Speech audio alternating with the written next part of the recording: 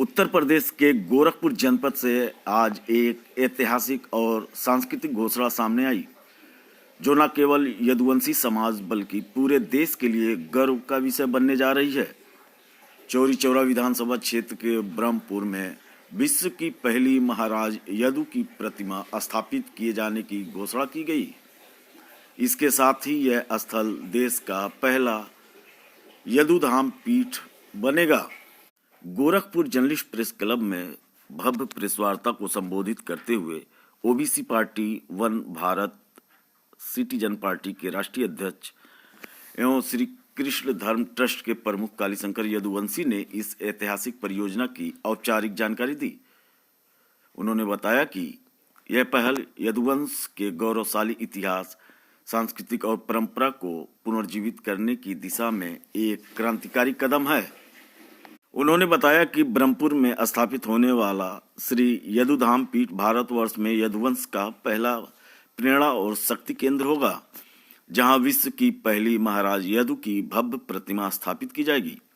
इसके साथ ही श्री राधा कृष्ण तथा वीरता, शौर्य और राज कौशल के प्रतीक सहस्त्रबाहु अर्जुन, कार्तवीर्य अर्जुन की दिव्य प्रतिमाओं का भी स्थापना प्रस्तावित है।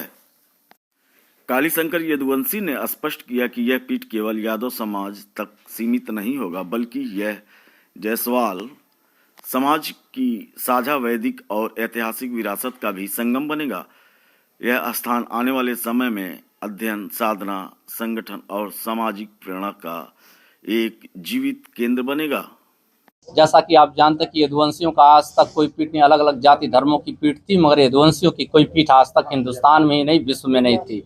तो यदुवंशियों की ये पहली पीठ चौरी चौरा ऐतिहासिक धरती के ब्रह्मपुर ब्लॉक में बनने जा रही है और वहाँ विश्व की पहली महाराज यदु की प्रतिमा, वो महाराज यदु जिन्होंने राजतंत्र छोड़ करके लोकतंत्र को अपनाया हुआ था, और उस महाराज यदु जहाँ से यदुवंश स्थापित हुआ, यदुवंश के आदि पूर्वज थे, आदि पितामह थे, उस महाराज यदु के साथ भगवान राधा रानी कृष्ण जी की मूर्ति और सहस्त्रबाहु अर्जुन की मूर्ति, जिन्हें जायसवाल समाज अपना प्रवर्तक मानता है और उनके कुल के हैं, तो हम दोनों लोगों के पितामह महाराज यदु थे। तो निश्चित तौर पे ये सांस्कृतिक और ऐतिहासिक ये संयुक्तता के साथ यह श्री यदुधाम पीठ बनने जा रहा है और यह श्री यदुधाम पीठ यादवों के और जायसवालों के और यदुवंश के संपूर्ण पुनर्जागरण का एक केंद्र होगा। पूर्व की सरकारों में भी ये काम हो सकता था, इस बार ऐसा क्या होगा? भाई, पूर्व की सरकारों में मैं नहीं कह सकता। पूर्व की सरकारों को ऐसा लगता था कि उनके वहां से यदुवंश शुरू होता है, यदुवंश खत्म होता है, मगर यदुवंश एक सनातन संस्कृति है। यदुवंश वैदिक क्षत्रियता की संस्कृति है, उसका ऐतिहासिक इतिहास है।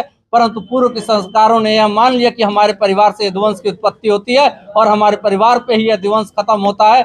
आज तक देख लीजिए, अगर यदुवंश के बड़े बड़े लोग हितैषी होते तो क्यों नहीं अपनी सांस्कृतिक धरोहर, जो हमारी स्वर्णमयी सांस्कृतिक धरोहर रही है, उसको बताने का क्यों नहीं काम किया, उसके लिए स्थापना का काम क्यों नहीं किया, उसके ऐतिहासिक संदर्भों को खोजने का क्यों काम नहीं किया? क्योंकि उन्हें मालूम था, उन्हें डर था कि अगर हम यह सारी चीजें जनता के सामने ला जाएंगे तो हमें कौन पूछेगा, कहीं उनका कोई पूर्वज निकल गया तो सारी राजनीतिक विरासत उधर ही चली जाएगी। तो विडंबना ये कहिए, मगर सच को बहुत दिन तक नहीं छुपाया जा सकता। महाराज यदु को स्वयं मेरे सपने में प्रकट होना पड़ा इस चीज को बताने के लिए कि जो लोग बहुत लोगों को पावर दिया, मगर उन पावरों का हमेशा दुरुपयोग हुआ केवल अपने स्व राजनीति के लिए, अपने पारिवारिक राजनीति के लिए। हो सकता है यदुवंश समाज के कुछ छोटा सा टुकड़ा हमारा विरोध भी इस बात पे कर दे, मगर उस विरोध की चिंता नहीं, क्योंकि यदुवंशी जो संस्कृति है, जो सनातन संस्कृति है, यदुवंशी वह परंपरा है, बलिदान त्याग की परंपरा है, राजसत्ता की परंपरा नहीं है। और हम लोग तो अदर समाज के लिए लड़ने वाले लोग हैं, देश के लिए बलिदान होने वाले लोग हैं।